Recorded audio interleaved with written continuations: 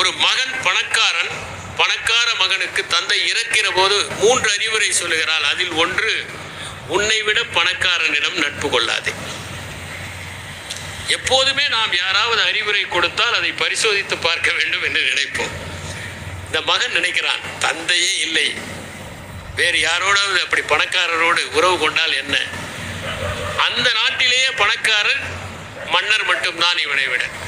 இளவரசனோடு சிநேகிதம் செய்து கொள்ளலாம், பார்க்கலாம் என்று இளவரசனுக்கு பரிசு பொருட்களோடு செய்கிறான். இளவரசன் அமர்ந்து பேசுகிறான், அடிக்கடி போகிறான். ஒவ்வொரு முறையும் விதவிதமான பரிசுகளை கொண்டு போகிறான்.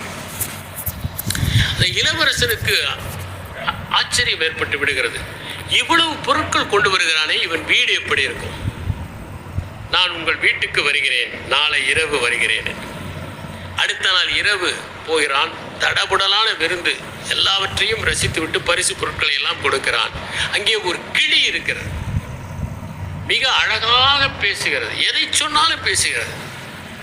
அவன் கேட்கிறான், இந்த பரிசுகள் எல்லாம் வேண்டாம், இந்த கிளியை எனக்கு கொடுத்து விடு.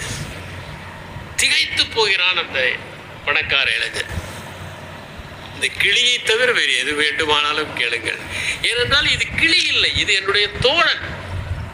யாராவது உங்களுடைய தோழனை தர முடியுமா? ஒருபோதும் தர முடியாது, தயவு செய்து விட்டு விடுங்கள் என்று. கோபமாக சென்ற இளவரசன் ஒரு படையை அனுப்பி அந்த கிளியை மாய்த்ததோடு பொருள்களை எல்லாம் சேதப்படுத்தி விடுகிறான். அப்போதுதான் இவனுக்கு புரிகிறது, தந்தை சொன்ன அந்த உபதேசம் எவ்வளவு நல்லது என்று.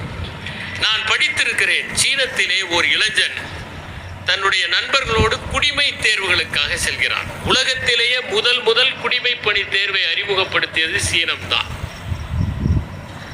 அவன் செல்கிற போது ஒரு அடர்ந்த காடு வழியாக செல்கிறான்.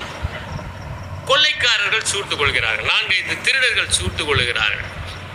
அவரிடம் இருக்கிற பணத்தை கேட்கிறார்கள்.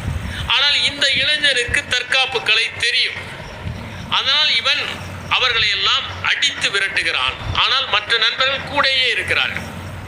அவர்கள் எல்லாம் போன பிறகு நண்பர்களை பார்த்து மிகவும் நன்றி என்று சொல்லுகிறான். அவர்கள் சொல்லுகிறார்கள், நாங்கள் என்ன உதவி செய்தோம், எங்களுக்கு தற்காப்பு கலை தெரியாது, நாங்கள் கூட இருந்தோம், அவ்வளவுதானே. ஓடாமல் கூட இருந்தீர்களே, அதுதான் எனக்கு தன்னம்பிக்கையை தந்தது.